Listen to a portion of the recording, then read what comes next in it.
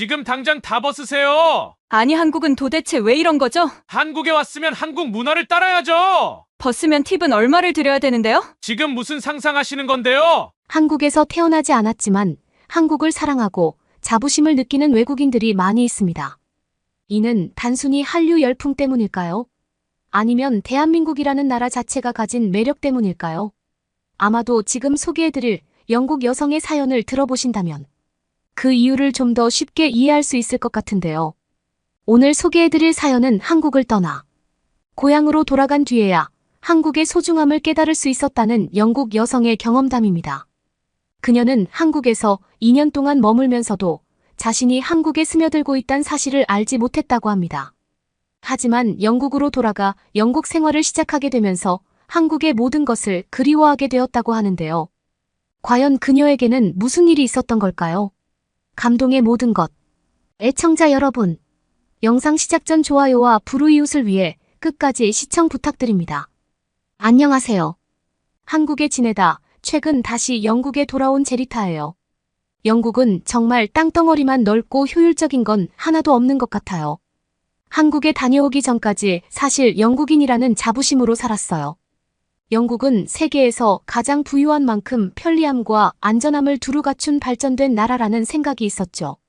그러다 한국에 살 일이 생겨서 2년 가까이 한국에서 생활하고 다시 영국으로 돌아오게 되었어요. 내 나라에 대한 그리움은 영국을 떠나본 대부분의 사람이 느끼는 거라고 생각했습니다. 가장 좋은 나라에서 살다가 다른 나라를 간다면 당연히 그 불편함을 견뎌야 하니까 다시 돌아가고 싶은 건 당연하잖아요. 한국 생활을 하면서도 늘 영국으로 돌아가는 날을 꿈꿨어요. 2층 집에 초록색이 무성한 잔디 그리고 오래된 나무로 멋진 숲길을 이루는 마을 등 한국에서 느낄 수 없는 영국 동네만의 분위기가 전 늘 그리웠거든요. 그렇게 그리운 영국으로 다시 돌아왔을 때 기쁨도 잠시 저는 이미 한국 사람이 되어 있었습니다. 정말 영국은 땅덩어리만 컸지 편리한 건 하나도 없고 불편하고 불합리하고 사람이 살 수 있는 곳은 아닌 것 같아요. 진짜 답답한 것 투성이거든요. 한국을 다녀와 보니 영국의 실상이 너무 잘 보여서 오히려 힘든 거 있죠. 어떻게 이런 영국이 세계 최고의 나라라고 알고 지냈는지 부끄러울 정도예요. 심지어 이런 나라가 최고라고 아직도 믿고 지내는 영국 사람들이 안타까워질 정도랍니다. 처음 영국이 무언가 잘못되었다고 느낀 건 집으로 돌아가는 길이었어요. 한국에서는 많은 짐이 있으면 택시를 타는 게 당연한 일이었어요. 일단 편하기도 했고요. 그 생각으로 무심코 택시를 탔죠. 영국에서요. 습관이 무섭다고 한국에서처럼 너무 편안하게 택시를 잡은 거예요. 집으로 가는 길은 너무나 평온했고 즐거웠어요. 제가 원하는 탁 트인 시야는 드넓은 영국 땅에서나 볼 수 있는 풍경이라는 자부심이 가슴 한편에 자리 잡고 있었으니까요. 곧 집에 도착하면 2층 내 방으로 올라가 휴식을 취해야지. 머릿속으로 도착한 후에 할 일들이 한가득 들어 있었습니다. 멀리서 마을이 보이고 조금씩 집으로 가까워지는 게 보였어요. 도착하자마자 빠르게 택시 요금을 내고 내릴 준비를 했죠. 맙소사 생각했던 금액보다 훨씬 많은 금액이 나왔어요. 왜 그러지 미터기에 찍혀있는 요금보다 많이 요구해서 저는 무언가 잘못되었음을 느꼈거든요. 그래요. 여긴 한국이 아니라 영국이었던 거예요. 한국에 전혀 없는 팁 문화가 발달된 영국 서비스 요금이 금액에 포함된 한국과 다르게 서비스 요금이 별도로 팁 문화로 자리 잡은 영국이었던 거죠. 예전엔 당연하게 받아들였던 그 문화가 왠지 불합리하다는 생각이 들었습니다. 그렇다고 택시 비용이 저렴한 것도 아니거든요. 한국보다 훨씬 더 비싼 금액을 지불하면서 거기에 운행 비용에 비례하는 금액을 더 내야 하는 게 어이없었어요. 한국 속담으로 눈 뜨고 코 베이는 느낌이었죠. 한국에 살 땐 그 말을 다 이해 못하고 눈 뜨고 있는데 코가 베이면 바보 아닌가 속으로 생각했거든요. 그런데 제가 그리던 고국 땅 영국에서 눈 뜨고 코가 베이고 있었던 거예요. 들떴던 마음은 지하 10층까지 차분히 가라앉게 되었습니다. 많은 짐을 내리고 집 문을 열었어요.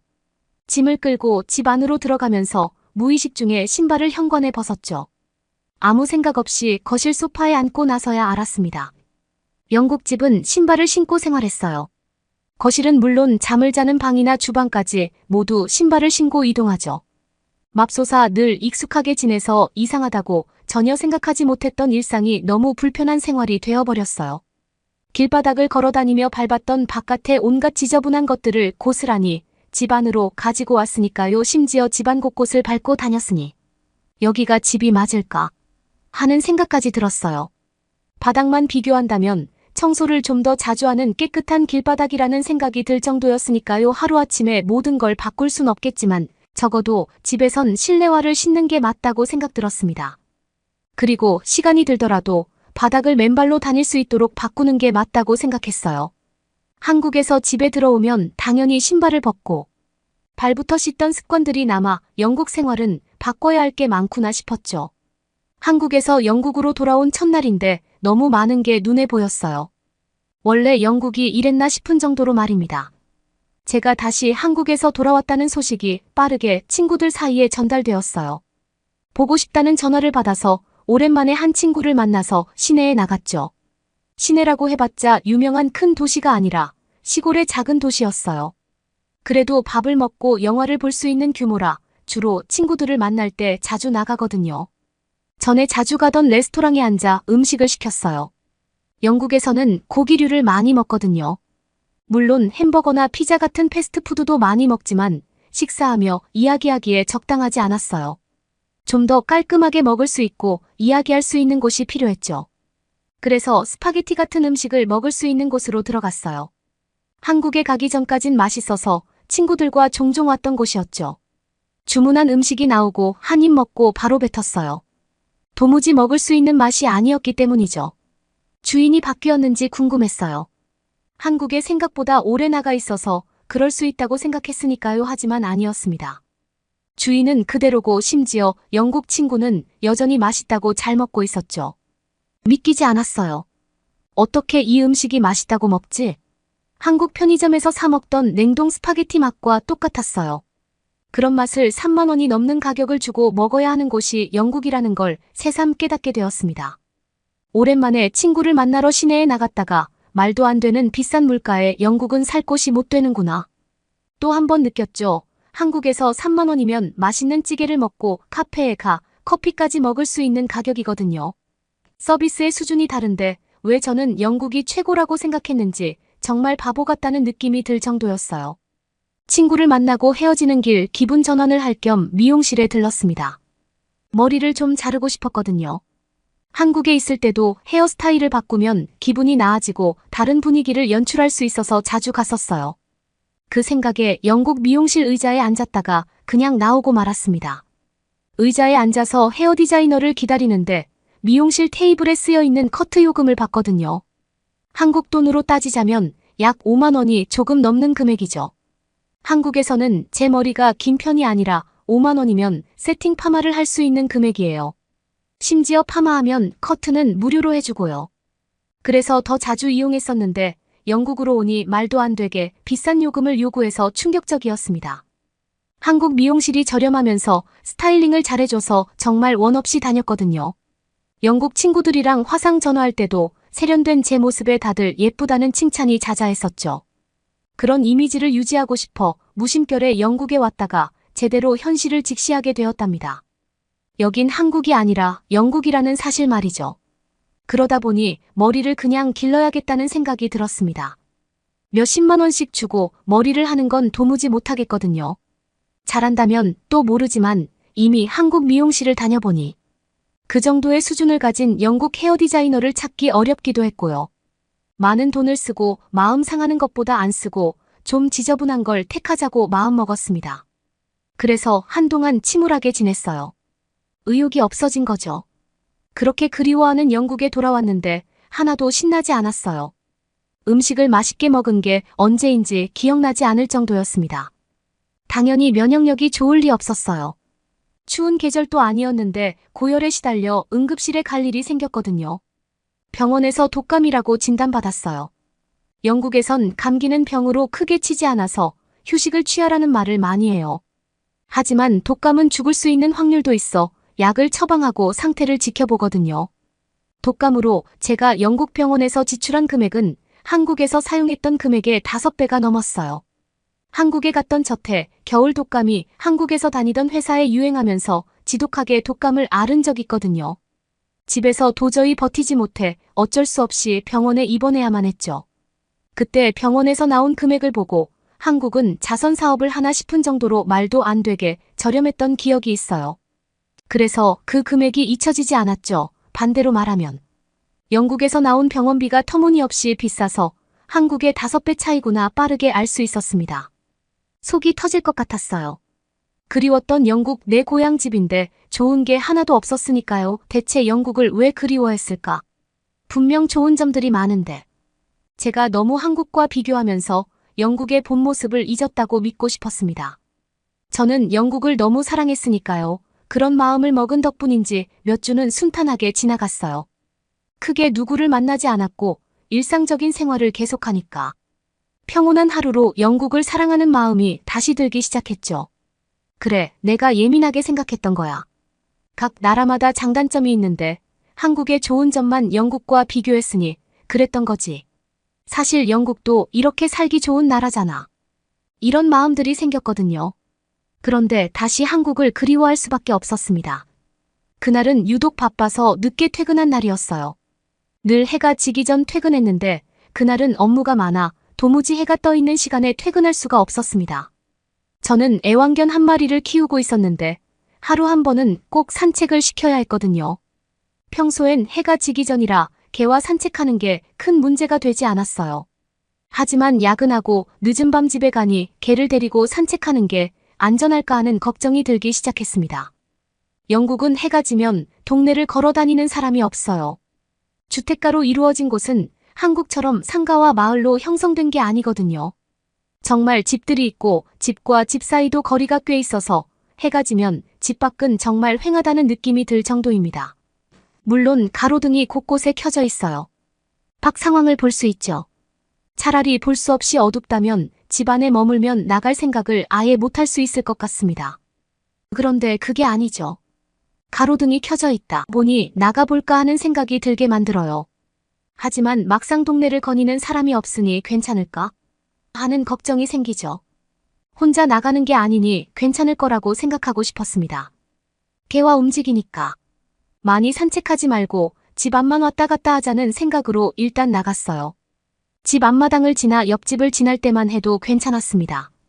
생각보다 저녁 시간 집 밖은 고요했어요.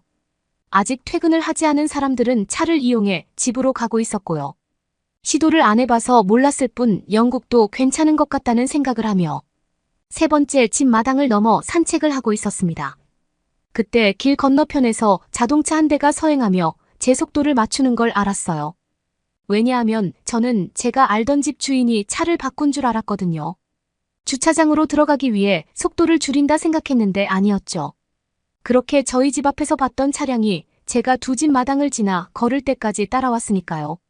순간 등골이 오싹한 느낌을 받았어요. 혹시라도 저 차에 탑승한 사람이 나쁜 마음을 먹고 있다면 머릿속에 온통 안 좋은 생각들만 가득 찼습니다. 전 바로 발길을 집으로 돌렸어요. 천천히 걷던 걸음은 어느새 살고 싶다는 간절함이 발로 전해져 빠르게 뛰고 있었습니다. 쉬지 않고 새 집 마당을 지나 우리 집 안으로 들어온 이후 모든 문을 걸어 잠그고 숨을 돌릴 수 있었어요. 혹시나 집으로 따라오는 건 아닐까 걱정이 되어 창밖을 못 볼 정도였죠. 심장은 두근거리고 혹시나 집까지 따라오는 건 아닐지 걱정이 되었어요. 무서움이 한번 몰아치기 시작하니까 진정이 되지 않았습니다. 다행히 아무 일 없었지만 영국은 사람이 살 곳이 못 된다는 생각을 진심으로 느끼게 된 계기였어요. 다른 부당한 팀 문화나 비싼 병원과 미용실 맛없는 음식 모두 그럴 수 있다고 생각하고 싶었거든요. 그런데 내 집 앞 내 동네인데도 밤이 늦어지면 산책하지 못할 정도로 치안이 좋지 못한 곳이 영국이구나 생각이 들기 시작하니 영국의 모든 시스템이 답답하게 느껴졌습니다. 그리고 정말 화병이 나서 알아눕게 만드는 결정적인 사건이 있었죠. 바쁜 회사 일을 하다 보니 개 사료를 사두지 못했어요. 주말이 되면 마트에 가서 장을 볼 때 사야 한다고 목록에 올려만 놓고 양이 어느 정도인지 체크하지 못했습니다. 그날 집에 도착해 다 씻고 사료를 주기 위해 사료함을 열었는데 하나도 남아있지 않았어요. 알았다면 퇴근길에 사왔을 텐데 막막했죠. 쉬고 싶었고 사료를 사려면 차를 끌고 30분은 나가야 했거든요. 말이 30분이지 오고 가는 시간을 생각하면 적어도 한두 시간은 허비해야 했어요. 동네에는 작은 마트조차 없어서 차를 타고 이동할 수밖에 없는 곳이 영국이었던 거예요. 믿겨지세요? 한국은 어느 마을이라도 적어도 10분 거리마다 편의점이 존재해요. 정말 작은 규모의 마트인데 그런 작은 곳에도 개 사료를 판매하죠. 기본적인 구급용품인 약도 판매하니까 정말 편의를 위해 존재하는 마트인 거예요. 이름도 편의점이거든요. 단 10분이면 한국에서는 충분히 해결할 일을 영국은 1시간 이상을 허비해야 해결할 수 있었어요. 어떻게 이런 섬 같은 곳에서 살았는지 도무지 이해할 수 없었습니다. 그동안 한국살이가 별거 아니라고 생각했는데 영국에 오니 정반대가 되었죠.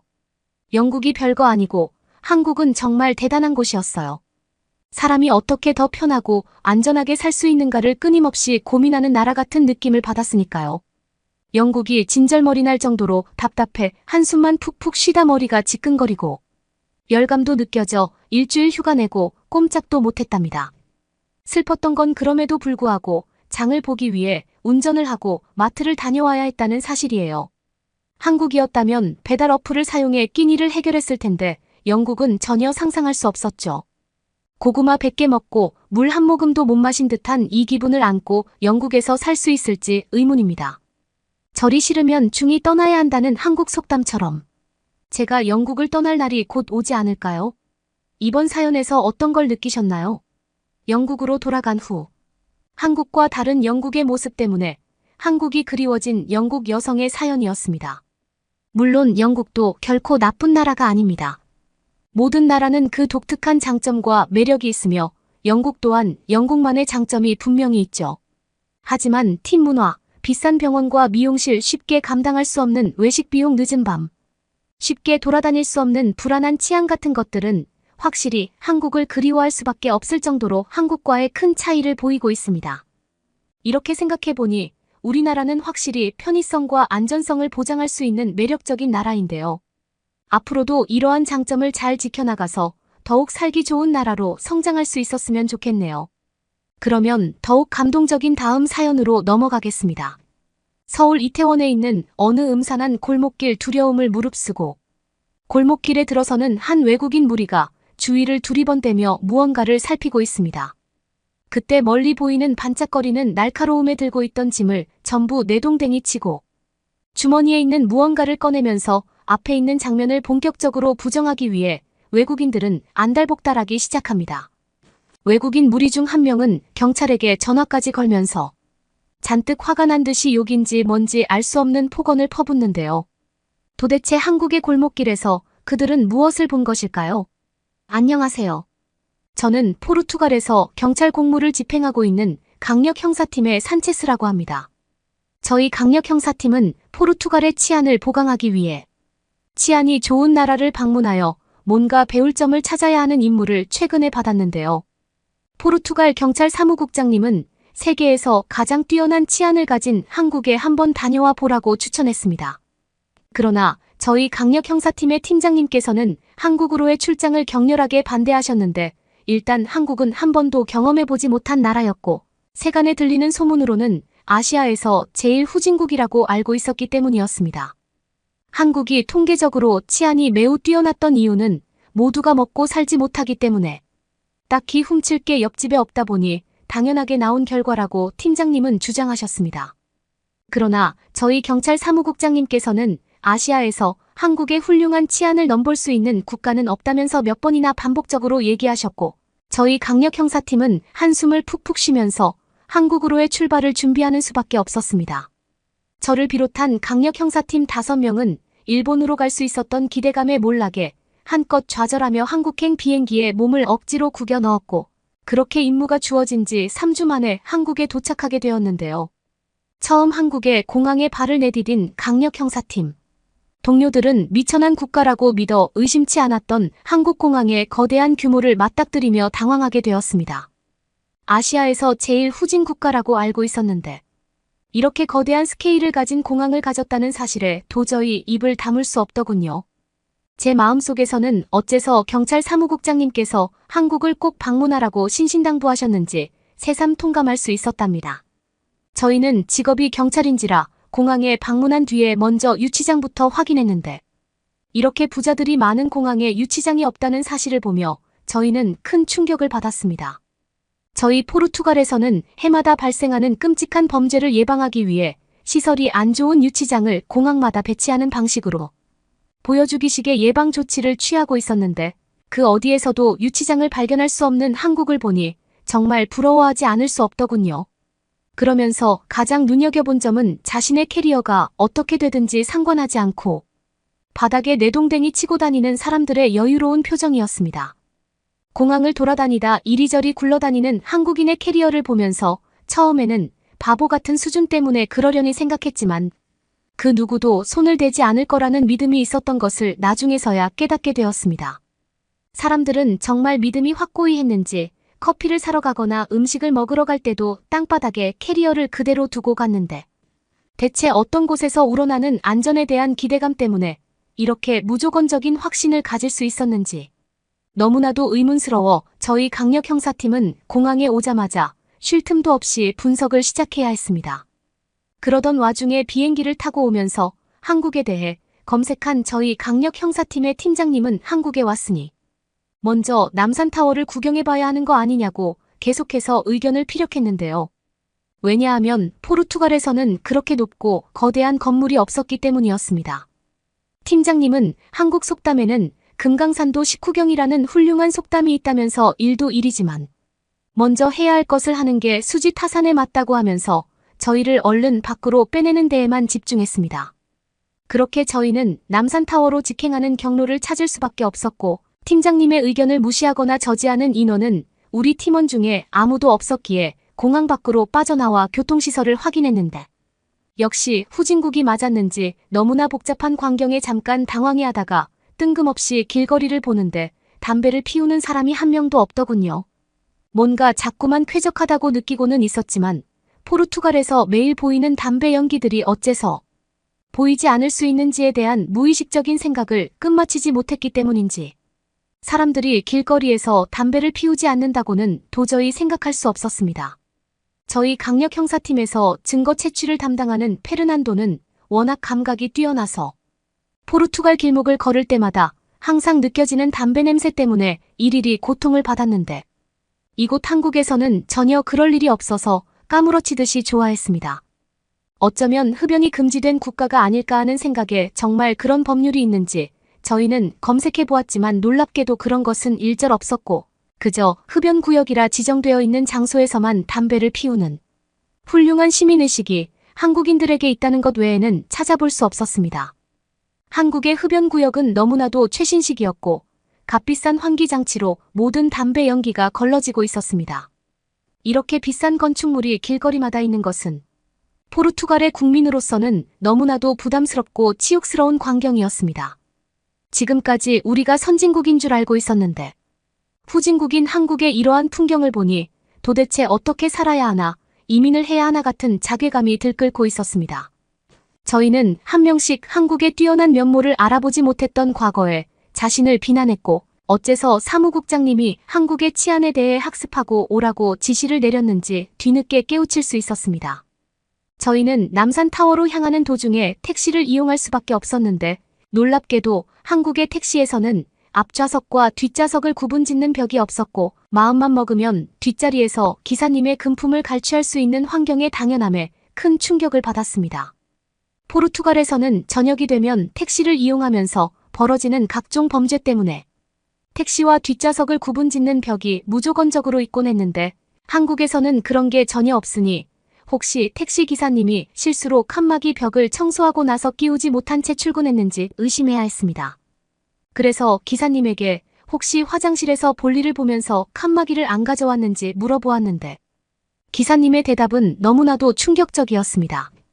기사님은 한국 택시에서 각종 범죄가 발생하기는 해도 거의 0%에 근접하기 때문에 무시해도 좋다고 당연하다는 듯이 답변해 주었습니다. 또한 만약에 사태에 이르러 위기 상황이 발발한다면 좌석 앞에 대기하고 있는 비상 버튼을 누를 시 자신을 담당하고 있는 팀장과 곧장 연결되며 자동으로 경찰들이 위치까지 추적하여 출동한다는 말도 안 되는 사실을 알려주더군요. 게다가 택시기사님은 가져갈 금품도 애초에 없다면서 대부분의 승객들이 현금을 이용하지 않고 카드를 통해 결제하기 때문에 강도질을 당할 만한 물건은 초장부터 있을 수 없다고 계속해서 말해주었습니다. 저희는 꼬깃꼬깃한 돈을 만지작대면서 당연하게도 현금을 결제할 줄 알았는데 어떻게 카드로 한국인들이 다들 결제할 수 있는지에 대해서 큰 충격을 받았고, 아직까지도 택시에서 신용카드 결제 시스템이 없는 포르투갈의 택시를 잠시 부끄러워해야 했습니다. 또한 택시기사님은 만에 하나의 사태에 대비해서 모든 것은 녹화되고 있다고 말해주었고, 저희는 평범한 택시에서마저 설치되어 있는 값비싼 블랙박스를 보며 놀라움을 금치 않을 수 없었습니다. 그러면서 바라본 창문 밖으로는 까무러칠 정도로 높다란 빌딩은 물론이고 복잡한 교통 시스템을 한눈에 제어해주는 기계들이 풍부했고, 어딜 가나 깨끗함을 유지하는 도로들과 담배, 연기 하나 없는 청정구역을 목격하면서 입을 다물지 못한 채로 남산타워 근처에 도착할 수 있었습니다. 그렇게 이동하던 저희는 높은 곳에 가기 전에 일단은 짐을 풀자면서 호텔을 찾았는데, 주변의 고급 호텔은 모두 만석이었고 비싸 보이는 외관인데도 불구하고 호텔의 예약이 다 차 있는 상태를 보면서 한국 사람들은 정말 돈이 많은가 하고 부러워했고, 바로 앞에 있는 버스 정류장에서 버스를 탑승하여 다른 호텔로 나아갈 차비를 꾸리기 시작했습니다. 그렇게 버스에 올라타는데 버스 기사님이 공격하려는 듯한 뉘앙스로 무어라 말했기에 저희는 심히 당황했습니다. 사람을 보면 공격적으로 반응하는 후진국의 그 시민의식을 떠올리고 있었던 저희는 알고 보니 돈을 내지 않았기 때문에 버스 기사님이 그런 반응을 보이셨던 것이라는 것을 깨달을 수 있었습니다. 저희 포르투갈에서는 버스에 타자마자 돈을 지불하는 방식이 아니라서 잠깐 착각했던 것이었습니다. 충분히 당황스럽지 않을 수 없었지만 다행스럽게도 그 짧은 순간에 우리 쪽으로 다가오는 어느 한국인 학생 덕분에 별탈 없이 버스에 탈 수 있었어요. 한국인 학생은 아무래도 타지에서 오신 것 같은데 별 문제 없이 우리나라를 관광하다 돌아가셨으면 하는 마음에 버스비를 대신 지불해 주었고, 그 모든 과정을 자연스러운 영어로 말해 주었습니다. 저희는 너무나도 훌륭한 영어 발음과 허심탄회한 경제력을 보면서 그만 포르투갈의 자국민이라는 사실이 부끄러워지기 시작했고, 서로 돈을 뺏지 않으면 금상첨화인 경우가 수두룩한 저희 포르투갈과 달리 이렇게 베푸는 문화가 풍부한 한국이 너무나도 부러워지기 시작했습니다. 포르투갈에서는 이런 식으로 도움을 받으면 PC 범죄의 표적이 되는 경우가 비일비재했기에 처음에는 무조건적으로 그 학생을 경계했지만 곧이어 학생이 가지고 있는 여유롭고 인자한 태도를 보면서 숨을 잠깐 돌릴 수 있었습니다. 그러면서 한국인 학생은 혹시 우리나라에서 라면을 먹어봤냐면서 자신의 가방에서 빨간색 무언가를 꺼내주며 정말 맛있으니 언제 한번 뜨거운 물을 부어 먹어보라고 했습니다. 한국인은 모두 돈이 많아 여유가 있어서인지 모두들 친절하고 시민의식도 높은 듯하다는 생각에 매료된 채 예약 없는 호텔로 향하는 버스에서 내려 음산한 골목으로 진입하기 직전이었습니다. 저희는 골목길에 들어서자마자 충격을 받을 수밖에 없었는데요. 골목길은 세세한 구조까지 모두 가로등이 설치되어 있었고 안 보이는 공간은 하나도 없었으며 가로등은 저마다 모두 값비싼 LED였습니다.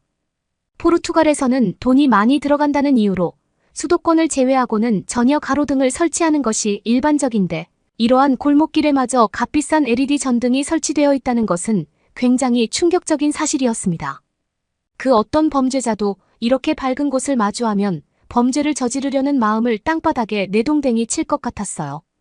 저희는 충격을 받은 채 남산타워보다도 경악스러운 가로등을 향해 저마다 휴대폰을 찍혀들어 사진을 찍었고, 팀장님께서는 경찰 사무팀장님에게 메시지까지 보내면서 이것 좀 보라고 난리 부르스를 추었습니다. 그렇게 호텔에 들어온 저희는 잠깐 체크인을 하기 위해 소파에 앉아 있었는데 또다시 놀라워할 수밖에 없었습니다. 전부 매진인 호텔과 달리 그나마 저렴한 호텔이었던지라 당연하게도 내부에 노숙자가 있을 줄 알았기 때문이었습니다. 그나마 저렴한 호텔에는 투숙객의 짐을 훔치거나 긁어부스럼이라도 받아먹어 최대한 연명하려는 노숙자 무리가 수두룩한 경우가 부지기수인데 그런 장면이 조금도 연출되지 않으니 너무나도 놀라웠습니다. 그러면서 호텔 안은 충격적이게 쾌적했고 대부분이 고급 디지털로 이루어져 있어 저희 포르투갈의 사람들이 체크인을 하기에도 문제가 없었습니다. 저희 팀장님은 그냥 일 다 때려치우고 한국에서 노숙하면 어떻겠냐는 말을 농담처럼 했지만 아직도 저희 팀원 중에 한국이 후진국이라는 뿌리 깊은 심상을 지우지 못하던 팀원은 그 생각에 결사 반대하며 아직은 그럴 수 없다고 얘기했습니다. 그렇게 짐을 풀어놓고 약 30분 정도 휴식을 더 취한 뒤에 저희는 곧장 남산타워로 직행했습니다. 남산타워 전망대 매표소에 도착한 저희는 생각해보니 호텔에서 짐을 풀며 돈을 모두 놓고 왔다는 것을 새삼 깨달을 수 있었습니다. 그렇게 당황해하던 사이 우연찮게도 ATM 기기를 발견할 수 있었는데요. ATM 옆으로 우리와 같은 외국인을 배려하는 환전소까지 비치되어 있었기에 저희는 더 이상 슬픔에 빠지지 않을 수 있었습니다. 이런 산꼭대기에마저 현금을 뽑을 수 있는 ATM 기기와 환전소가 있다는 사실은 매우 충격적이었고 포르투갈에서는 이런 곳에 ATM 기기를 배치하면 포크레인이나 불도저로 돈을 빼먹는 일이 비일비재해서 절대로 인정할 수 없는 일이었습니다.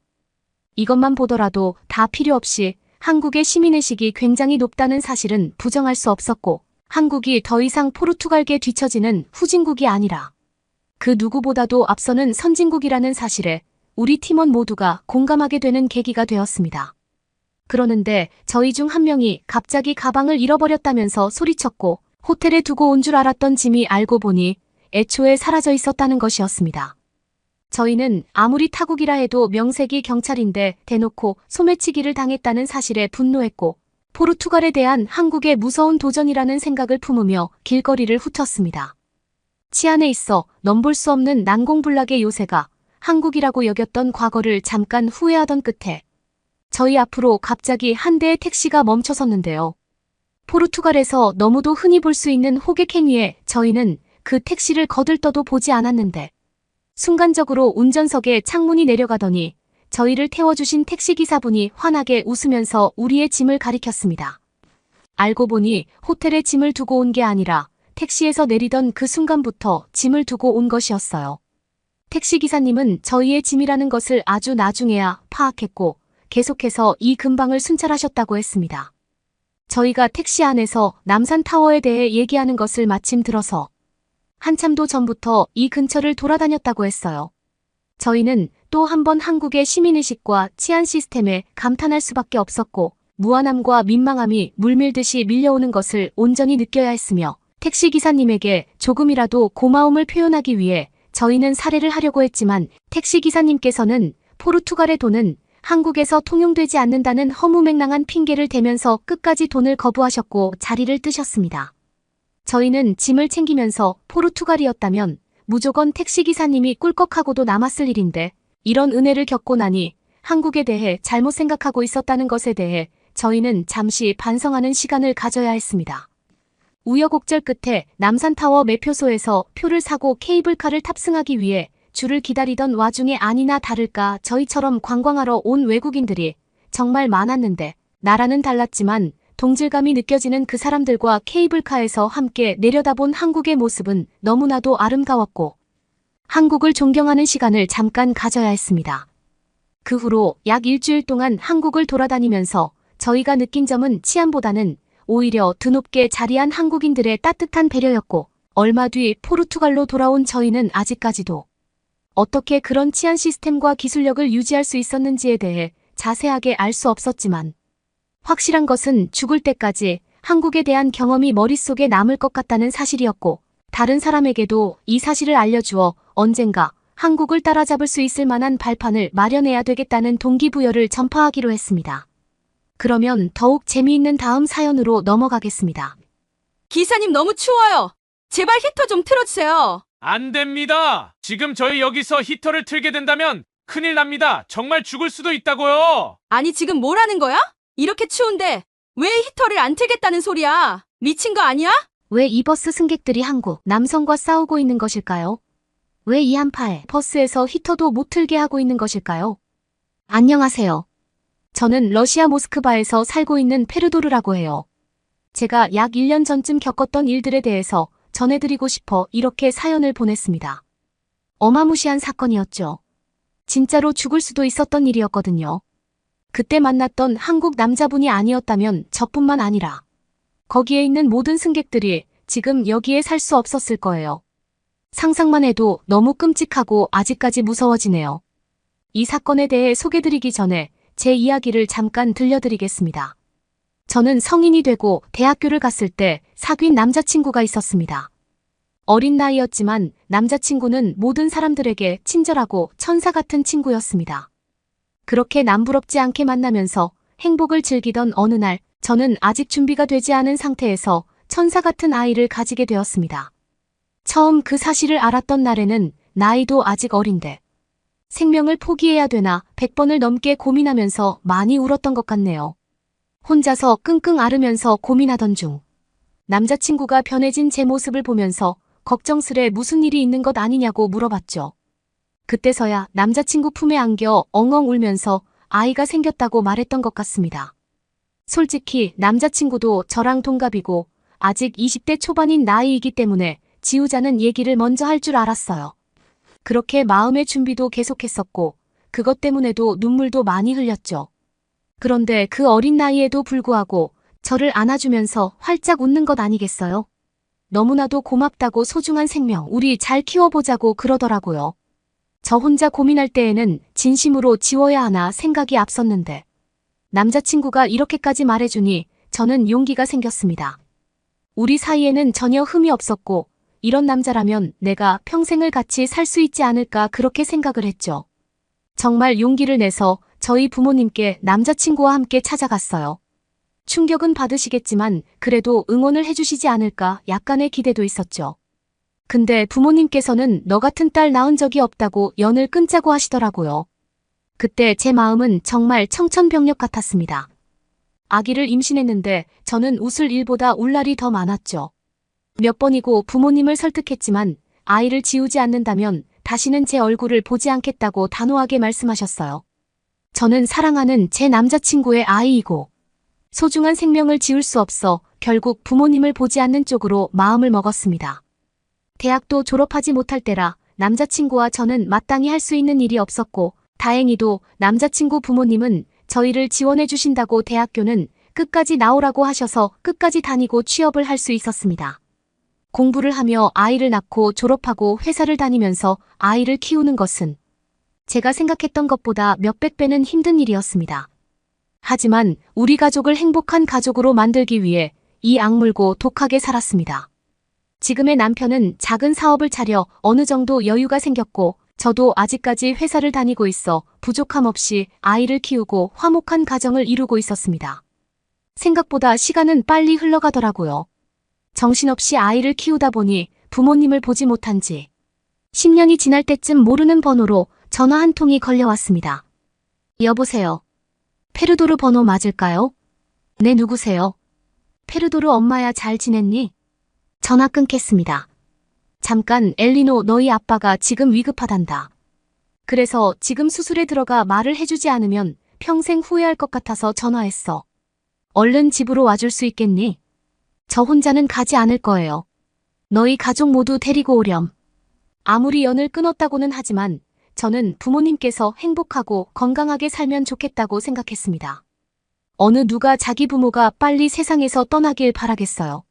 10년 만에 걸려온 전화가 좋은 소식이 아니라서 너무 슬펐지만 그래도 아버지의 얼굴을 보지 않으면 평생 후회할 것 같아서 남편에게 얘기했습니다.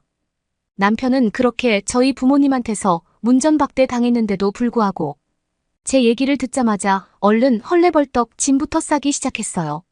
너무 고마웠죠. 그렇게 최대한 빠른 버스를 예약하고 남편과 아들 마르게타와 함께 집에서 나왔습니다. 버스를 타러 가는 도중 엎친 데 덮친 격으로 남편의 핸드폰과 제 핸드폰에서 긴급 경고 알림이 울리면서 속보 방송이 들리기 시작했습니다. 현재 북극 기류 때문에 폭설과 강풍을 동반하고 있기에 러시아 전역에서는 외출을 하지 말고 비상시에는 구조대로 연락하라는 내용이었습니다. 사실 제 귀에는 한파, 추위, 폭설 이런 단어들은 하나도 들리지 않았습니다. 왜냐하면 아버지를 뵈러 한시라도 빨리 달려가야 되는 상황이었으니까요. 하지만 그때의 제 판단은 저의 사랑스러운 가족들을 모두 죽음으로 이끄는 행동이었습니다. 깜깜한 밤하늘 아래 잘 보이지도 않는데 이미 폭풍처럼 내리던 눈 때문에 버스에 바퀴가 잠기고 말았기 때문입니다. 계속적으로 버스는 헛바퀴질을 했고 강풍 때문에 버스가 흔들렸습니다. 버스 기사님께서는 더 이상 위험할 수 있으니 정차하겠다고 말씀하셨고 그렇게 어딘지도 모르는 곳에서 갇히게 되었습니다. 몇몇 사람들은 아직 자신은 이런 곳에서 죽을 수 없다고 울며 불며 소리쳤고 일부 사람들은 버스 기사님한테 얼른 출발하라고 소리를 지르기도 했습니다. 어딘지도 모르는 이곳은 핸드폰이 잘 터지지도 않아 구조신고도 하기 힘들었습니다. 저도 정말 발을 동동 구른 채 눈물이 날 것 같은데 꾹 참았던 것 같네요. 금방 구출하게 될 줄 알았는데 어느샌가 1시간이 지났습니다. 사람들은 얼른 추우니까 히터를 틀라고 아우성이었고 그때 유일하게 한국인 남자가 큰 소리로 여기서 히터를 틀게 되면 모두 죽을 수도 있다고 말을 했습니다. 멈춰있던 버스 밖은 어느새 절반 가까이 눈이 쌓여만 갔고 그 한국 남성은 이런 상황에서 히터를 틀면 일산화탄소 중독과 산소 부족으로 인해 사람들이 위험해질 수 있다고 말해줬습니다. 이미 버스의 짐칸은 눈으로 쌓여 짐을 꺼내야겠다는 엄두를 내는 사람은 아무도 없었습니다. 그때 한국 남성이 먼저 버스의 문을 열고 밖으로 나가는 것이 아니겠어요? 손이 빨개지면서 눈을 치우던 한국 남성을 보면서 도와주지 않을 수 없었습니다. 모두들 한국 남성을 따라 밖으로 나와 짐칸 쪽에 있는 눈들을 치우기 시작했죠. 그렇게 30분 정도 다 함께 눈을 파다 보니 짐칸 정도는 열 수 있었습니다. 사람들은 각자 자신이 갖고 있던 옷들을 서로에게 나누어 주었고 옷들이 없는 사람들은 껴안으면서 온기를 나누려고 노력했습니다. 정말 매서운 추위라고 하는데 그것을 몸소 느낀 적은 처음이었던 것 같습니다. 그렇게 모두 짐을 풀러 서로에게 나누는 동안 한국 남자도 무엇을 나누어 주기 시작했습니다. 뭔가 천에 모래가루가 있었는데 그것을 핫팩이라고 부른다고 하더라고요. 외투 주머니에 넣어 놓으니 금방 뜨거워졌고 핫팩이 많지 않아 같이 온 사람들끼리 나누었었습니다. 정말 다시 생각해도 그 한국인 덕분에 모든 사람들이 따뜻하고 안전하게 그 시간을 버틸 수 있었던 것 같습니다. 다시 한번 감사하네요. 그렇게 저희는 8시간을 더 버텼고 그 핫팩이 12시간은 따뜻해지는 기능을 갖고 있어 너무 춥지 않게 구조를 기다릴 수 있었습니다. 핸드폰도 안 터지는 와중에 유일하게 거기서 신고를 계속 시도하는 사람이 있었습니다. 누군지 살펴보니 아까 그 한국 남자였습니다.